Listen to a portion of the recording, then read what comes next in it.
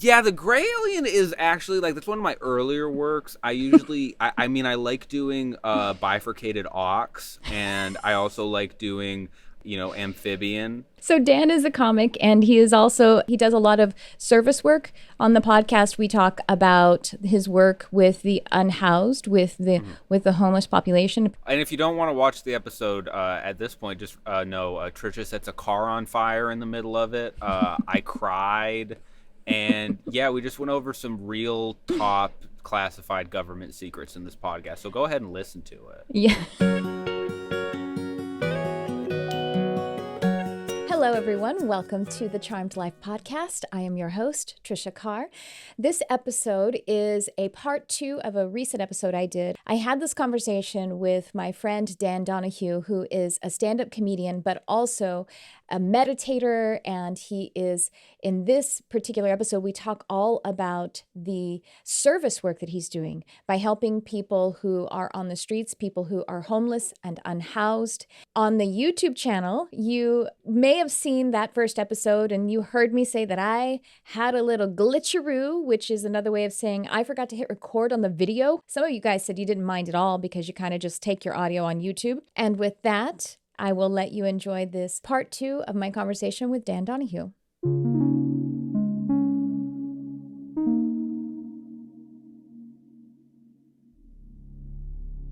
Something I remember in the 90s, there was apparently I think even other states were buying people, homeless folks, bus tickets to Santa Monica. Yeah. And just basically with like, go here, take this bus ticket. The panhandling is really good there. And just displacing, from one area to another does absolutely nothing to help anybody.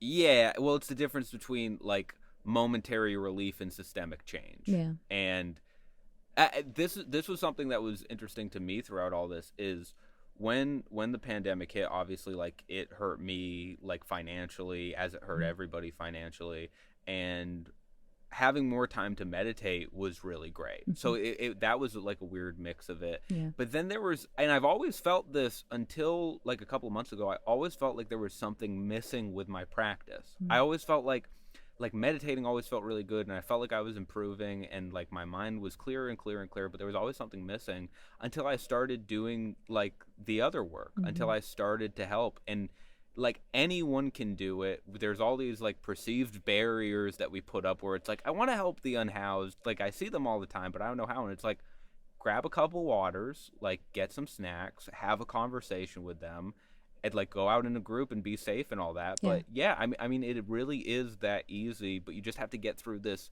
mental barrier people put in between themselves and service. And a lot of times that's also the bridge from you and happiness.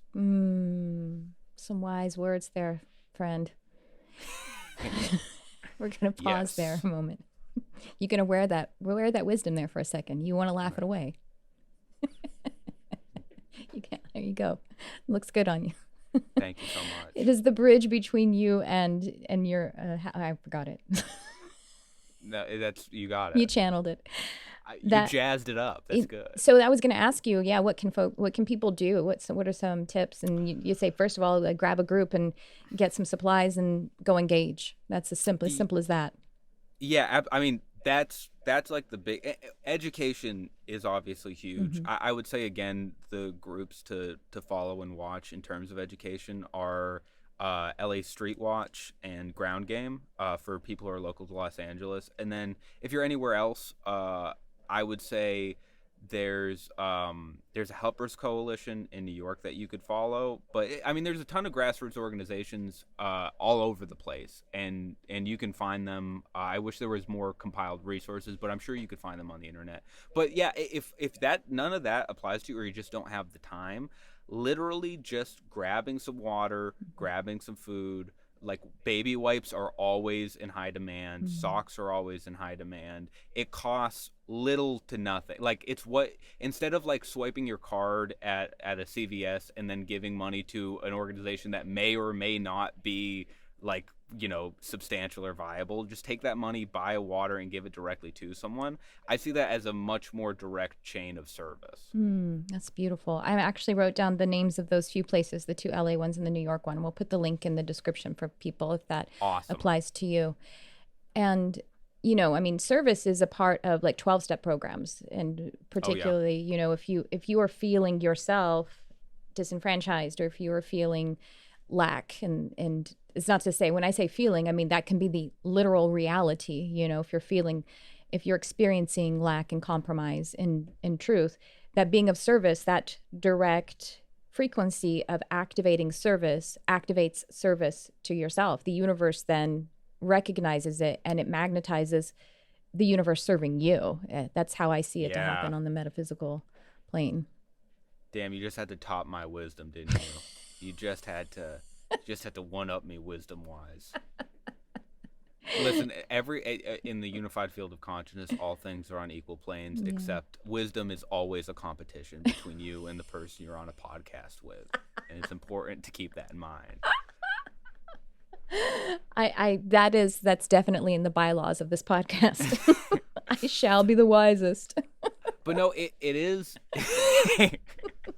It is like it's a cycle too, and it's a beautiful sort of like self-perpetuating cycle where I think like spirituality really fires people up to act in service. But then when acting in service, if you don't have a spiritual backing, I think a lot of people experience burnout, which is something that has been talked about in every organization I've been a part in. Yeah. Every demonstration, every protest, there's always talk about burnout. And a lot of times my burnout comes from the feeling of you see some like kind of, you directly witness and experience very like traumatizing and very brutal acts of like force and violence when you're doing that sort of work over a certain amount of time.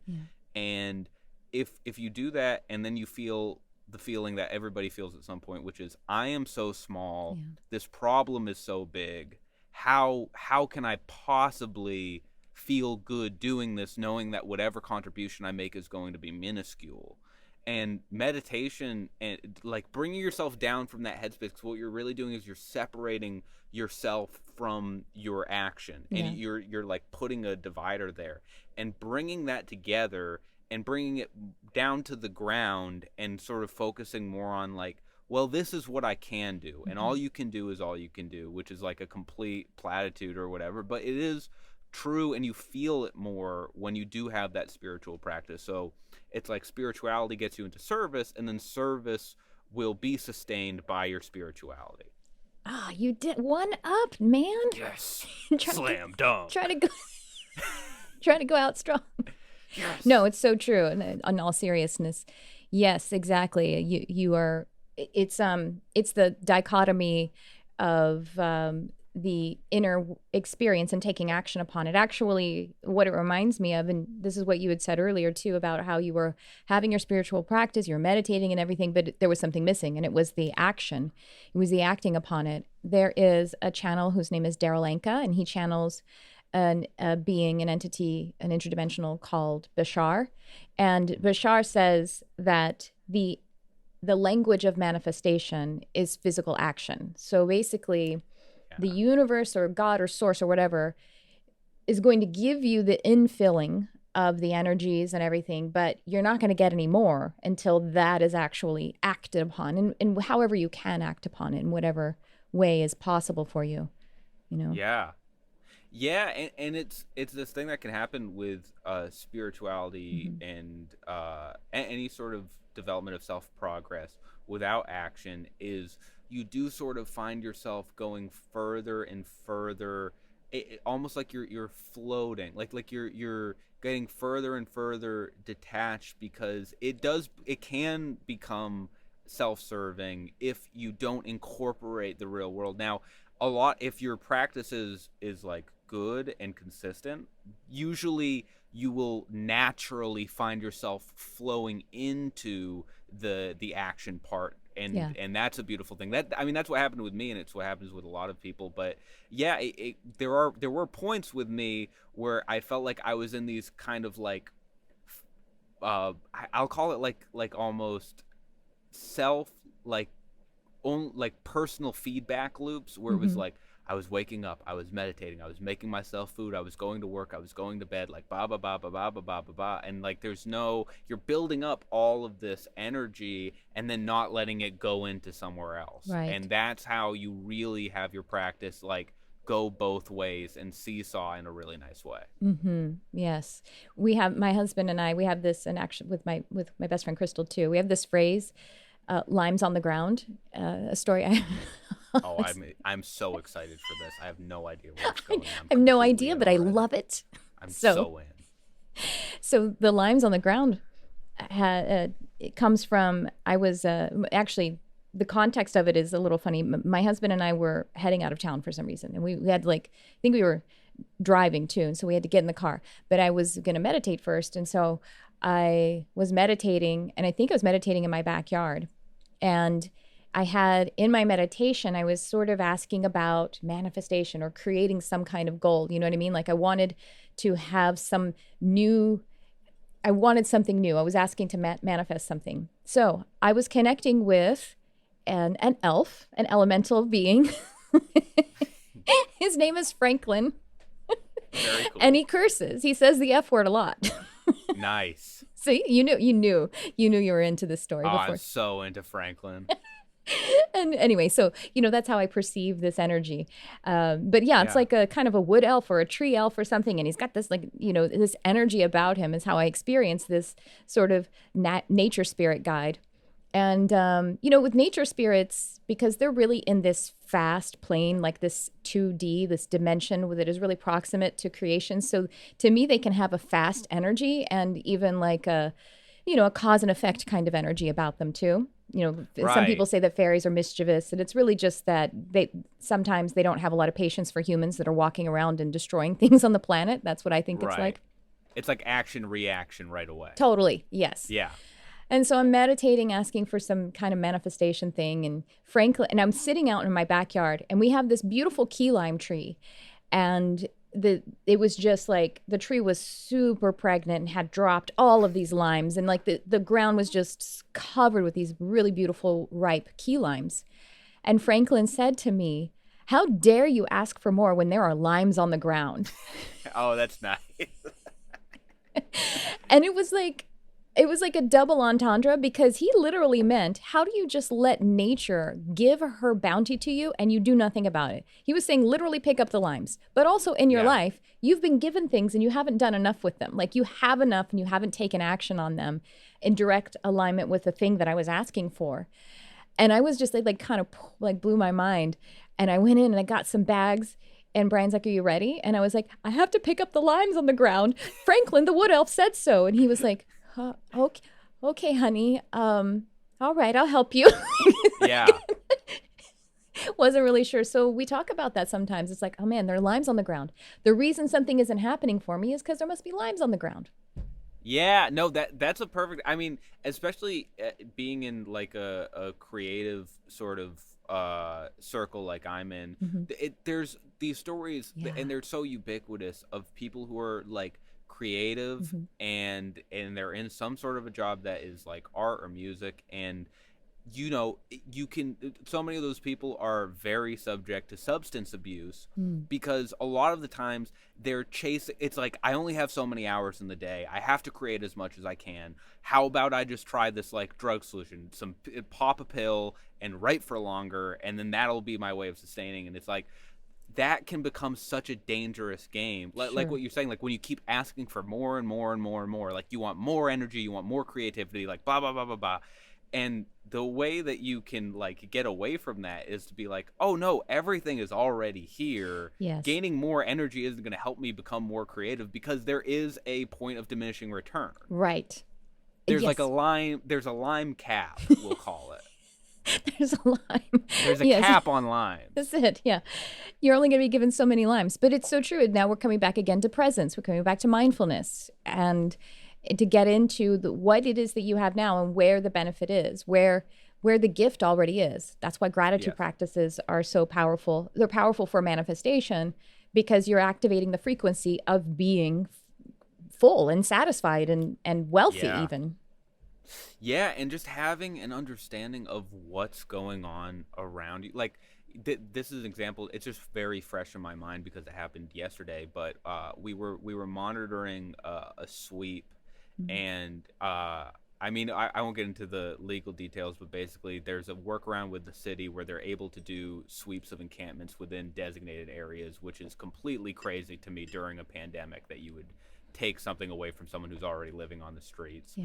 But there's the police court off. There's probably, I mean, no exaggeration, 20 police officers for less than a 300-yard stretch of road. Oh my God. And they're monitoring, and you have police officers that are watching where it's like, I mean, they're so conditioned to just kind of do what the law, oh, this is what the law says, we have to do it no matter how immoral or illogical it is. This is the law, we're going to do the law, blah blah blah blah blah.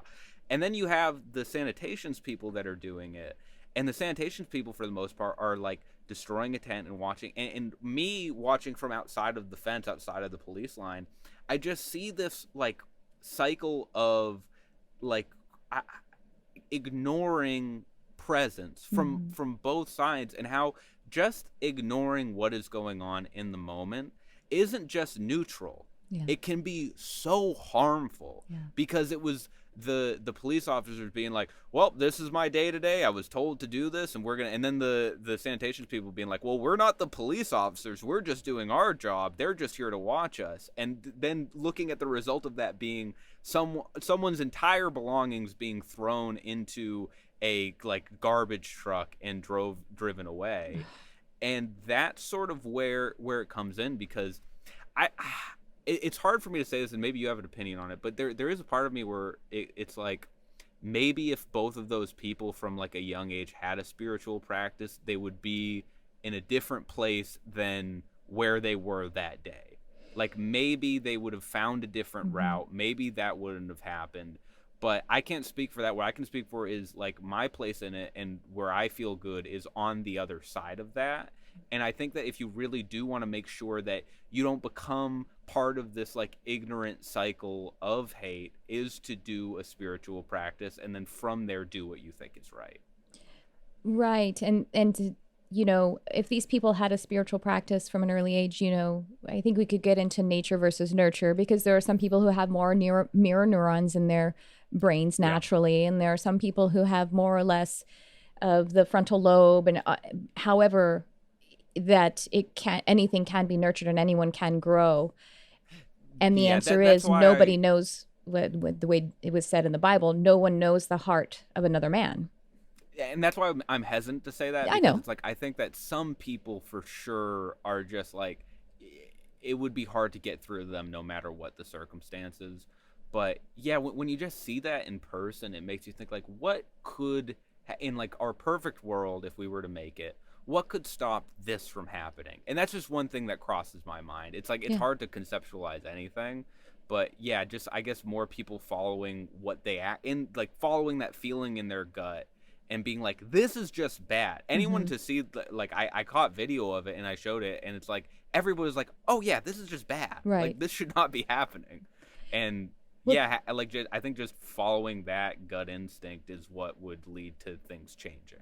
Well, yeah, just if there were 20 police officers there, if one said this, I'm going to follow my heart and I think this is cruel, you know, they could, at least in that moment, maybe all 20 of them could protest. And then that would be a significant message to send to the system, you know? I mean, or just one, like I mean, we've seen it during the protests after George Floyd. Like, there were police officers in New York, I think it was like over 5 a day, were turning in their badges and resigning because of like the moral dilemma that they experienced. And it's like, yeah, I mean, it's hard. And I try to also not like pin it on individuals, because it is all this part of the system of hurt that has been created over years and years and years. And a lot of the times individuals like those sanitation workers and those police officers are part of this bigger game that's being played. So I try to not direct all of my anger and frustration at individuals, because that's also not the way to solve things. But again, having that larger field of consciousness and perception, it's like, I can't think of another way to get at that than like sitting down, finding like some inner peace, and like really focusing on expanding your field of understanding of these situations.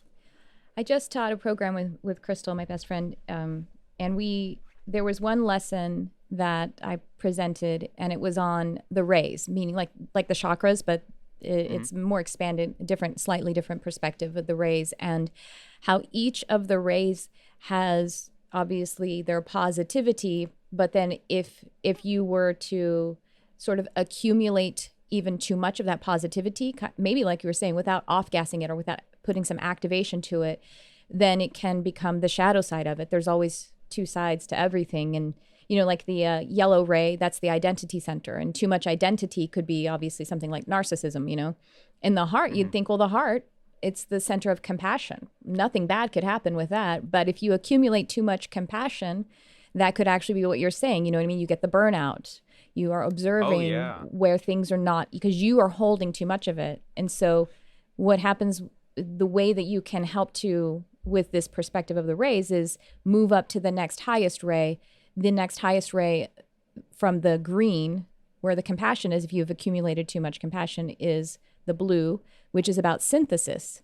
So if you can synthesize and actually then express, then we're going to start to kind of take some kind of different action, right? Anyway, I just thought I'd bring that up. No, it's super well put. And it's the same thing as like, we see money as something that cannot be like, oh, money is always good. Like money is great. We can accumulate as much as possible. And it's like when channels of money grow out of proportion, it doesn't just corrupt the individual. The entire system goes completely awry, like as we see, because there's this over accumulation in this very specific part. So it's like in the same way our channels, it's like we think, oh, like compassion is this like complete, and it is. I mean, like in its pure form, of course, sure. Yes. But when it's not offset and balanced and channeled properly, it can become a huge, huge problem, because then you just end up almost being paralyzed by feeling, which I'm sure all of us have been at one point or another.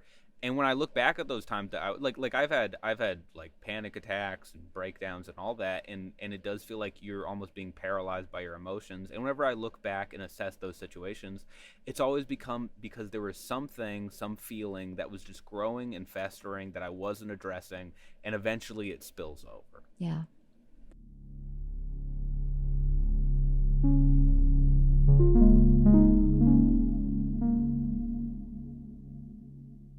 If you're interested in seeing or hearing the part 1 of my conversation with Dan Donohue, you can scroll down into the description. You'll find the link to either watch it on YouTube or listen to it on the podcast. Thanks for tuning in.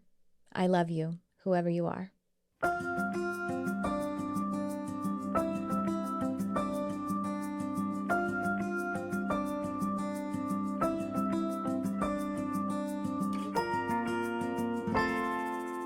If you enjoyed this or any of the Charmed Life podcast episodes, I invite you to like, subscribe, share, or comment, or leave us a review on Apple iTunes or however you get your podcasts. Registration is open for the Channeling Intensive taught by myself, Tricia Carr, and Crystal Ann Compton. Now, this is a live, online, 8-week, immersive educational and experiential program. This program is designed for you to open your divine channel to higher consciousness, cosmic intelligences, and source energy. The 2020 Channeling Intensive begins the week of October 11th. This is an innovative and groundbreaking intensive designed specifically to connect you to spirit so you can draw down potent, useful, and transformative energy. If you've never been in a program like this, I encourage you to check it out.